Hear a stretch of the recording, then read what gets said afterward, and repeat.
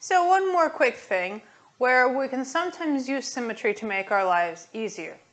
Specifically with even and odd functions over an even interval.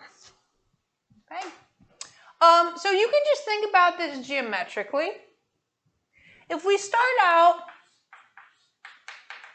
with an even function, what we know is that means that f of negative x equals f of x. So you're looking for something that is symmetric around the y-axis. And if we look at the integral from minus a to a of this f, it's just twice the integral from 0 to a of that f. Whereas if you have an odd function, whoops, odd, thank you,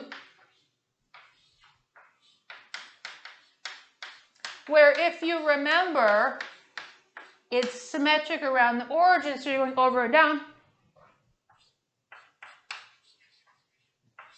the integral from minus a to a of f of x dx is just 0.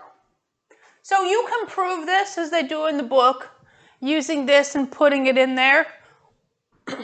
Or you can just sort of visualize it to understand what's going on. If I've got an even function, it's doing something like this, right? It's doing the same thing on either side. So if I look at the area under the curve, it's going to be the same on both sides. Whereas if I've got an odd function, it's doing something like this. It's the same amount of area on the negative side, but it's negative. So this positive area and this negative area, they're going to cancel out to get you 0. So this doesn't come up very often. Basically, there's like 2 possibilities. It comes up sometimes. Sometimes you can use it to make your life a little bit easier. If you can just use symmetry to do the integral. We'll see this every now and again in class. If you want, instead of doing the integral from minus a to a, you can do 2 times the integral from 0 to a when you have this kind of symmetry. The other time when it's useful is sometimes they'll throw you out some kind of really nasty looking problem. Like this. This was in this section about U substitution. U substitution is not going to help you in this problem because you've got a sine x and then you've got an x to the 4th. If you saw this integral, you will have to do this with integration by parts, but you have to do it 4 times. Nobody ever wants to do this integral, right?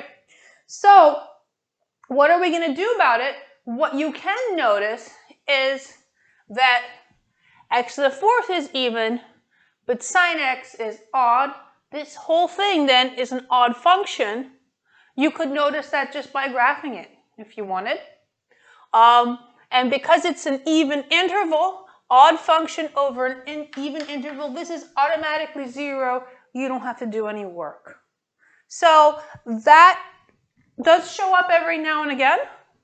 It doesn't show up very often, but whenever you see some nasty crap and that even interval from minus a to a, it's worth checking because maybe someone's throwing you a softball and saying, okay, if you recognize this, you're done immediately. You don't have to do any work. So just something to be aware of.